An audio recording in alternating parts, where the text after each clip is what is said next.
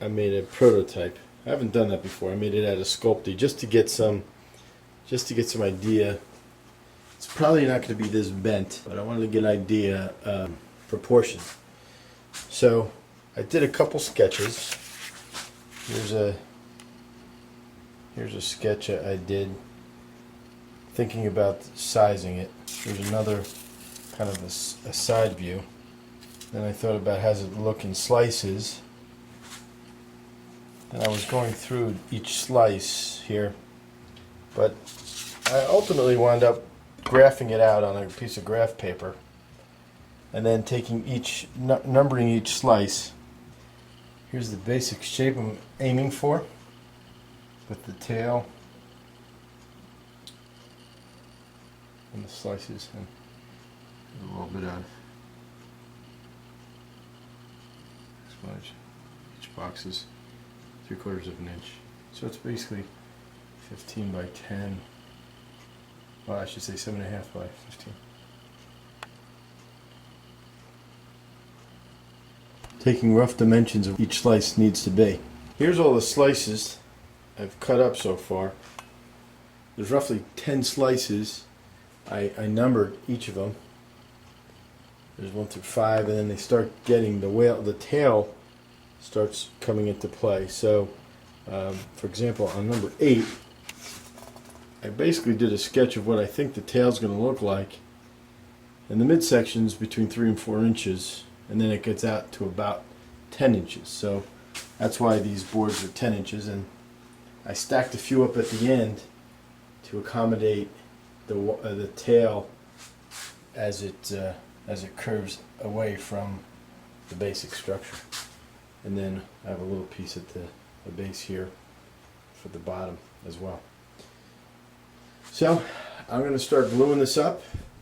I might use the bandsaw to kind of help with this shape so we don't have to remove all that wood, and we'll see how it goes. I was able to glue these pieces together. So we're starting with the call it thinner part of the tail, and then as it gets up to the wide part of the tail, you can kind of see some of the silhouette there.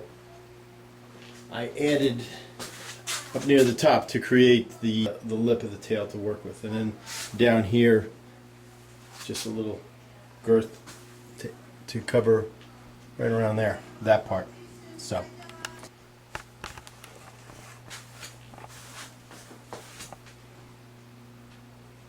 I managed to cut out, kind of roughed out some of the shape.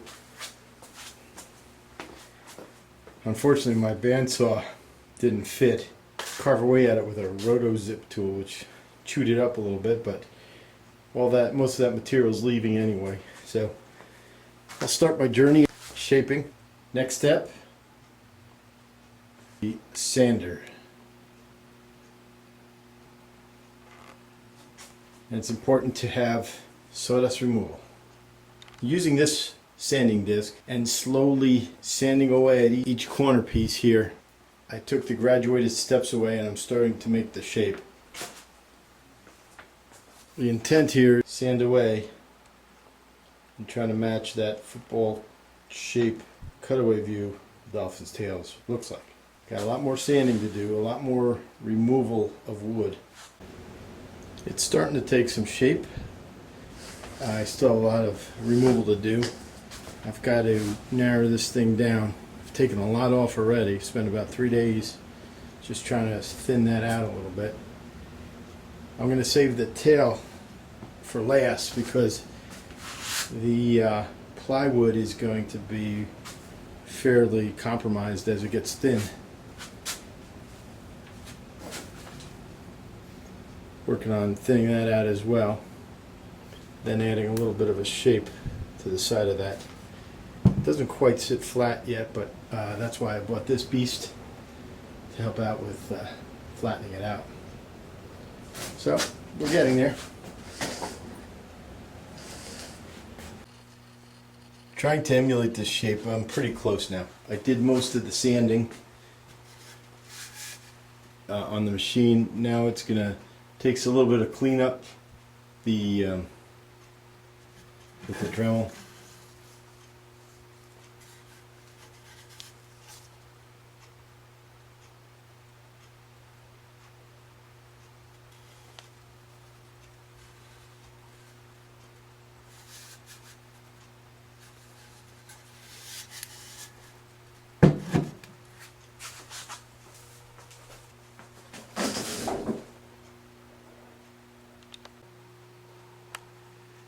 Alright, it's pretty close to finished.